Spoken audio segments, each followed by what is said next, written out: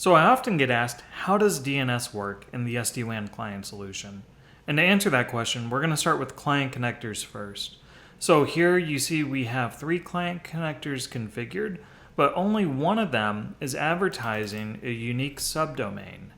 And so the way that this works is if we click on the edit button, we'll see that you can enter your target domains here. So I'm using a wildcard mask that is inclusive of any host within the acme.internal subdomain. And you can put whichever domains here that's relevant for your organization. And so how this is going to work is the client connector is going to be configured with a DNS server. Most likely that's an internal DNS server that's able to resolve your internal host names. So because this configuration is here, when a client makes a query for anything in the acme.internal subdomain, that DNS request is going to be passed to this client connector. It's going to resolve that address and pass it on to the client. So let's take a look and see how that works.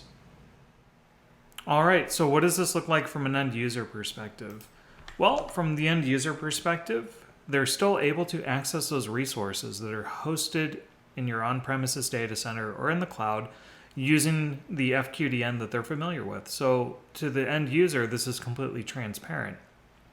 Now to you, the administrator, what's actually happening here is we have become the preferred DNS server on this endpoint. So this adapter that we install, our tunnel interface, if we look at it more specifically, we'll see that the DNS server that's listed for this adapter is also the IP address of the tunnel that's on this endpoint.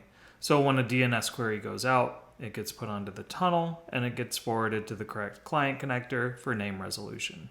And so that name resolution that we currently have configured returns its actual IP address. So if we were to go ahead and ping the compute.2.acme.internal, here we see the 1067.0151 address. So that's the actual IP address of this host. Now there's another feature that we can use on the client connector, and I'm going to show that to you next. Okay, so returning to the same client connector, there is a checkbox here beside tunnel. And so it's currently unchecked, but if we go ahead and check that, what's going to happen? Well, what we're ultimately going to do here is start providing our own A records. So previously you saw the actual IP address being returned of 1067. In this case, we have a range of IP addresses that have been assigned to this environment out of the 10254 network space. And we're going to return an A record for anything queried in acme.internal with that 10254 IP address range. And the reason we're doing this is it kind of helps facilitate connectivity. So you don't have to get into the IP networking aspect of this. You can just merely put in a wildcard for your subdomain, click the tunnel checkbox, and then as long as your end users are using the FQDN to get to those resources, we'll take care of all the mappings on the back end to make sure that they can reach whatever they're trying to get to. So let's go ahead and apply this configuration and see how the behavior changes on our host.